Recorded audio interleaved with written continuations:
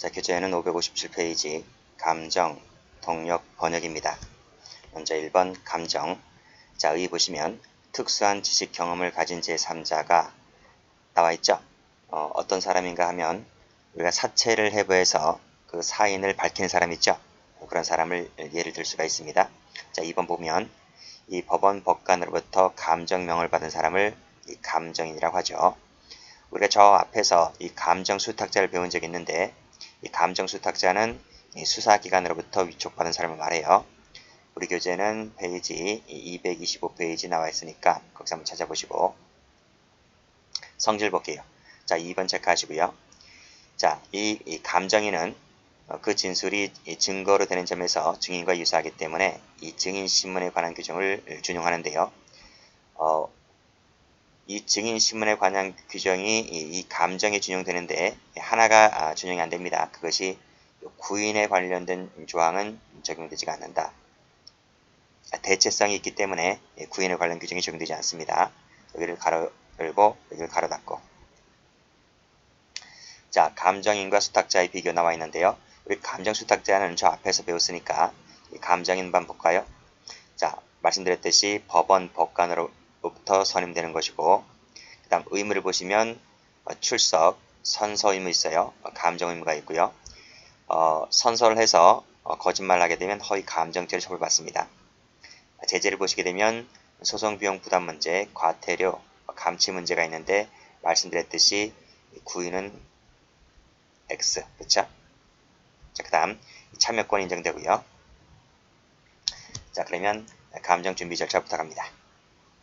자, 먼저 조문 보시면 법원은 학식 경험 있는 자에게 감정을 명할 수 있다 했어요. 자, 판례 보시면 이 감정인은 그 감정이 필요한 이 학식과 경험을 가진 사람이면 됩니다. 꼭 어디 공모소에 소속되어 있다든지 뭐 직업이 있어야 된다든지 뭐 이런 거 필요 없어요. 그냥 그 감정할 때 필요한 학식과 경험이 있으면 된다. 자, 다음. 자, 감정인 적격, 감정 거부권에 대해서는 증인 적격, 증언 거부권에 관련된 규정이 준용되고요. 자, 다음. 자, 1항 한번 체크해 볼게요.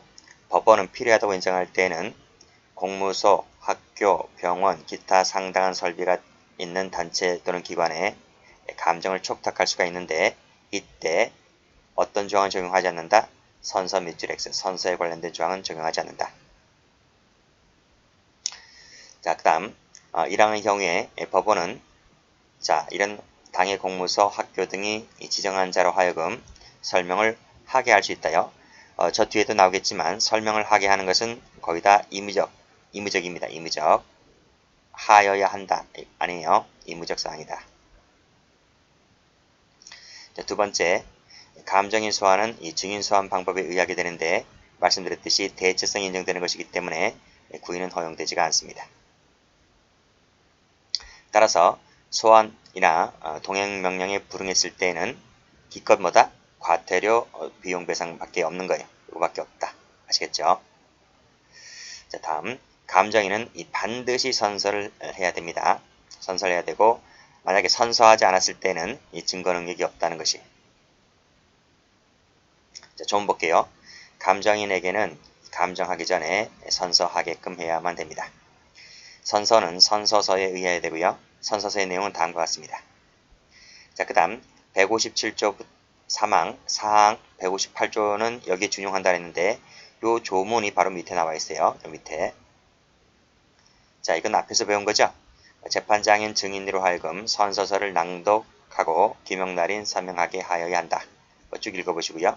그 다음 그 밑에 보시면 선서하기 전에 위증의 표를 권고한다. 그랬습니다. 다음. 자, 법원은 필요한 때에는 감정인으로 하여금 이 법정 외에서도 감정하게 할 수 있죠.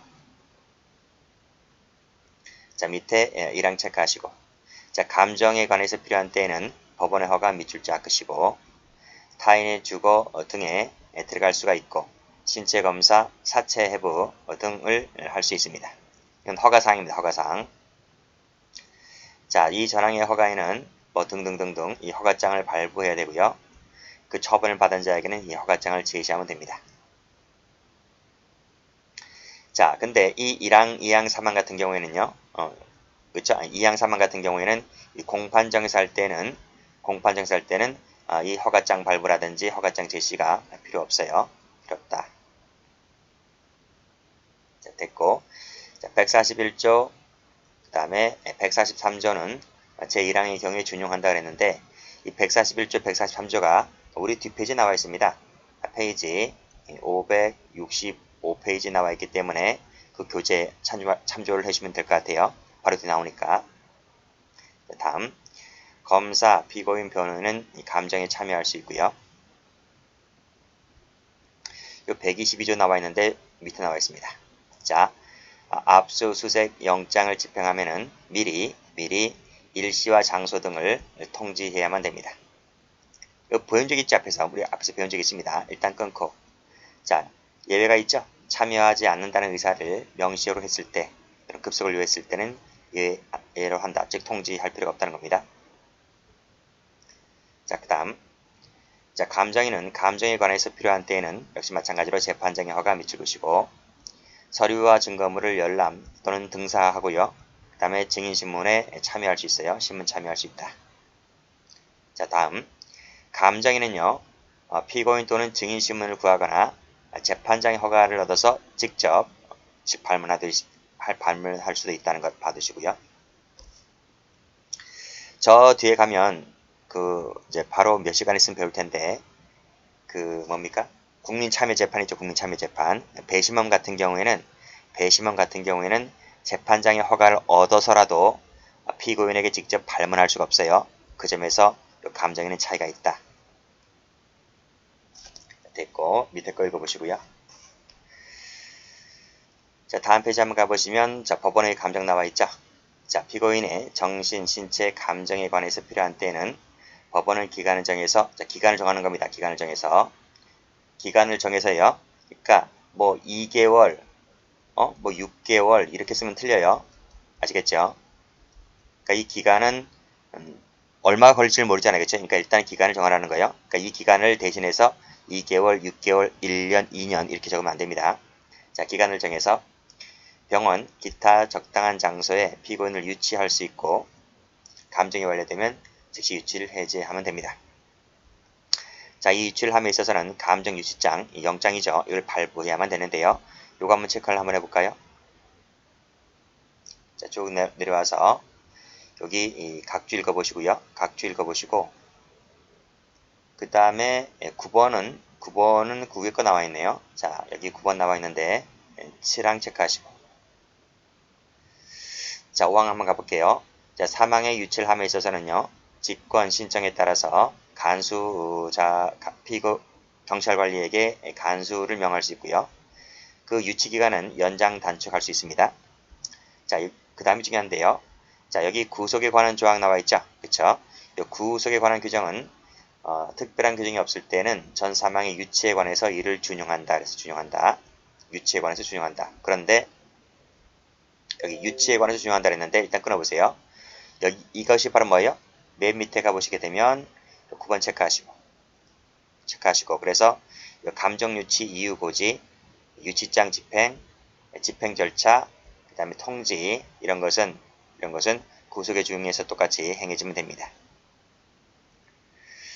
그 다음 근데 딱 하나는 예외라 그랬어요. 고속 밑줄 그시고 X 고속에 관한 조항은 준용되지가 않는다. 출제 잘 됩니다. 앞에서 배운 적 있어요. 앞에서 어디서 배웠죠? 페이지 227페이지에서 이 조항을 배운 적이 있기 때문에 봐두시면 됩니다. 자, 그 다음 사망의 유치에는 미결구금일수 산입에 있어서 이를 구속으로 간주한다는 말이 무슨 말이죠? 미결구금일수에는 산입된다는 말입니다. 자, 그 다음 기재사항 읽어보시고 자, 밑에 유치와 구속 볼게요. 자, 요 1항 체크하시고 자, 구속 중인 피고인에 대해서 감정 유치장이 집행되었을 때는 이 피고인이 유치되어 있는 기간은 유치되어 있는 기간 있잖아요. 그랬을 때는 그 구속은 집행 정지된 것으로 간주한다. 그쵸? 정지된 것으로 간주한다. 이것도 배운 적 있죠? 그쵸? 구속은 집행 정지 간주한다. 이것도 어디서 배웠습니까? 페이지 227페이지에서 배웠다는 거예요. 그러니까 집행 정지한 것으로 간주한다는 말이 무슨 말입니까? 구속기간에는 포함시키지 않겠다 이런 말이에요. 그 다음에 그 유치 처분이 취소가 되거나 만료되었을 때는 집행정지가 취소 간주됩니다. 자, 밑에 1항 감정 경과와 결과는 반드시 서면으로요. 서면으로 제출하게 하여야 한답니다. 자, 요거 색깔 칠할게요. 서면입니다. 서면. 구술 아닙니다. 서면 또는 구술로 하면 틀려요. 그리고 이 감정 경과와 결과는 반드시 제출해야 돼요. 반드시. 그래서 이것은 의무적이다. 의무적. 체크하시고 나머지 끌어보시고 여기 결과에는 뭘 붙여요? 결과에는 이유를 명시하면 됩니다. 자, 다음 자, 필요한 때에는 감정인에게 설명하게 할 수 있다. 그쵸? 이거는 밑에 나와 있듯이 의무적이다. 의무적. 이 설명 관련해서 전부 다 의무적이에요. 앞페이지 한번 보세요. 앞페이지. 앞페이지 558페이지 맨 위에. 그쵸? 558페이지 맨 위에도 설명하게 할 수 있다죠? 여기도 설명하게 할 수 있는 거예요. 필요하다면 설명하게 할 수 있다. 자, 그 밑에도 뭡니까? 그 밑에도 설명하게 할 수 있다. 그쵸? 다음 페이지도 그럴걸요? 다음 페이지는 여기 통역하게 할 수 있다네요. 여기. 그건 잠시 이따 말씀드리고요. 일단은 전부 다 설명은 하게 할 수 있다. 이런 말. 네, 됐습니다. 나머지는 됐고, 그 다음에, 자, 맨 밑에 한번 가볼까요? 맨 밑에. 감정인은 법에 정하는 바에 따라서 여비, 일당, 숙박료 받을 수 있고요. 감정료 받을 수 있고요. 이 체당금 받을 수 있습니다. 자, 통역, 번역 볼게요. 자, 번역도 특별한 지식이 필요하기 때문에 감정과 참 유사합니다. 그래서 이 감정에 관련된 규정이 그대로 여기도 준용됩니다. 자, 조문 국어에 능통하지 아니한 자죠. 우리나라 말 잘 못해요. 우리나라 잘 못할 때는 그 통역인으로 하여금 반드시 통역하게 해야 되겠죠. 그렇죠? 말이 안 통하니까 그때는 반드시 통역인을 붙인다는 거예요. 자, 그렇지만 이 농자하고 아자 귀머거리농 벙어리아입니다. 귀머거리농 벙어리아 합치면 농아자가 되죠. 자, 농자나 아자 같은 경우에는 통역인으로 하여금 붙일 수 있다는 거죠. 그렇죠? 이건 재량이다. 재량. 이건 재량입니다. 말은 할 수 있잖아요. 그렇죠? 귀가 멀었고 벙어리 말은 못하지만 이 수화라는 게 있죠. 수화나 수화를 할 수도 있고 뭐 등등을 할 수 있기 때문에 수화하는 분을 붙일 수도 있잖아요. 어쨌든 이건 재량상이다. 그러나 외국인 같은 경우에는 국어에 능통하지 않은 사람 같은 경우는 반드시 붙인다는 것입니다. 자, 밑에 판례 볼게요. 국어에 통하지 아니하는 자라 하는 것은 국어에 의한 일상적 회화에 상당한 지장이 있는 자를 말하게 되고, 자, 외국인이라 할지라도요. 국어에 능통한 사람들이 있어요. 국어에 능통한 사람들 있다. 그렇죠? 이 능통할 때는 통역하게 할 필요는 없는 것이다. 이런 말입니다. 자, 판례 2번. 자, 수사기관에서 한국어를 잘합니다. 잘했기 때문에 통역인을 붙일 수가 없죠. 붙일 필요가 없죠. 그래서 이 통역인 없이 공판 심리를 진행했다 하더라도 마지막 줄을 보시면 위반이 아니다. 그렇죠? 위반이 아니다고 봤습니다. 자, 됐고 그 다음에 밑에 번역 읽어보시고 밑에 거 읽어보시고 자, 다음 페이지 한번 가볼까요? 검증 가볼게요. 자, 법원이 오간작용에 의해서 법관이 오간작용에 의해서 사물 존재 상태를 직접 실험, 인식하는 증거조사 방법을 말한다 그랬고 이 검증 가운데에는 그 범죄 현장, 법원 이외의 장소에서 행하는 것을 현장 검증이라고 하죠. 자, 근데 성질 보시게 되면요. 이 법원 법관이 행하는 것이기 때문에요. 이것은 영장주의가 적용되지 않는다는 것입니다. 수사기관이 할 때는 영장주의가 적용되지만 이건 법원 법관이 행하는 것이기 때문에 영장이 필요 없어요. 자, 이 법원 법관이 행하는 이 검증과 수사당의 검증, 이 수사당의 검증은 우리가 앞에서 봤죠? 그쵸? 그래서 두 가지 한번 비교해 보시고 자, 그 다음 밑에 좀 갑니다. 법원은 주체가 법원이라고요. 사실을 발견함에 필요한 때는 이 검증을 할 수가 있다. 그랬고 자, 법원은 검증을 합의부원에게 명할 수 있고요. 자, 그 목적물 소재지 관할하는 이 판사에게 촉탁할 수도 있습니다. 자, 그 다음 거 읽어보시고 대상에는 제한이 없어요. 다 돼요. 다음 절차, 별도의 절차를 요하지 않는다 그랬네요. 자, 이것도 읽어보시고 자, 검사, 피고인, 변호인은 역시 검증에 참여할 수 있습니다. 그 다음 것은 앞에서 나온 거랑 똑같죠? 우리 바로 앞에서 배운 거랑 똑같아요. 자, 여기서부터 그쵸? 자, 집행검증을 함에 있어서는 미리 이런 것을 통지를 해야 되고요. 일단 끊고 참여하지 아니한다는 의사를 명시했을 때 급습을 요할 때는 이 통지가 필요 없습니다. 자, 밑에 팔로 가볼까요? 검증을 함에 있어서 피고인에게 통지를 해줬대요. 통지를 해줘서 참여의 기회를 주면 됐다는 거예요. 참여의 기회를 줬다고 한다면 피고인이 실제로 참여하지 않았다 할지라도 그렇죠? 이 증거조서 결과를 채택했다 하더라도 이것은 위법이 아니다 하고 봤습니다. 위법이 아니다. 다음 자, 검증을 함에 있어서는 신체 검사 등등을 할 수 있고요. 검증 주기에는 타인의 출입을 금지할 수 있고요. 퇴거, 간수자 붙일 수 있고요. 자, 건정을 열거나 개봉할 등을 할 수 있고 그 다음에 검증 목적물에 대해서 할 수 있고 이런 것들은 읽어보는 거예요. 쭉쭉 읽어보시면 돼요. 뭐 어려운 거 없죠? 자, 됐습니다. 다음 페이지 한번 가볼게요. 이것도 다 봤습니다. 앞에서. 자, 군사상 비밀을 요하는 장소는 책임자의 승낙이 있어야지만 검증할 수 있고요. 그 책임자는 국가의 중대한 이익을 해하는 경우를 제외하고서는 승낙을 거부하지 못한다. 즉, 맞죠? 이것도 전부 다 앞에서 수사상 검증할 때 다 배웠어요. 자, 그 밑에도 공무소, 군사용 항공기 선차 내에서 검증을 함에 있어서는 그 책임자에게 참여할 것을 통지해야 되고요. 다 봤기 때문에 그냥 쭉 건너갈게요. 자, 여기 143조 시각지에 나와 있네요. 자, 일출전 일몰 후에는 자, 가주로 돼 있지. 가주, 간수자 등의 승낙이 있어야지만 이런 곳에 들어갈 수가 있고요.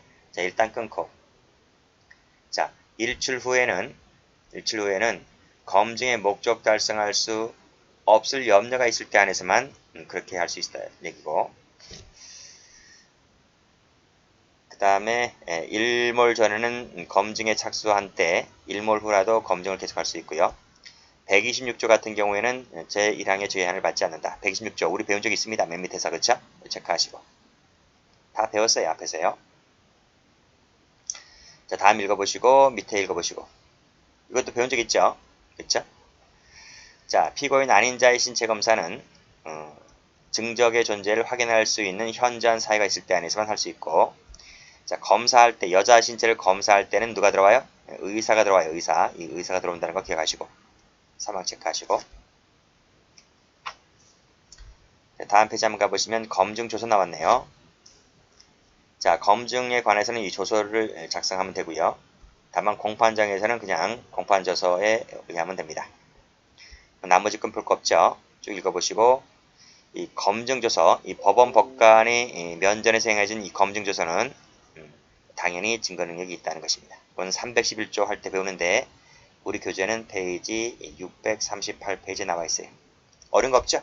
오늘 배운 거 어려운 거 없습니다. 여기까지 합니다.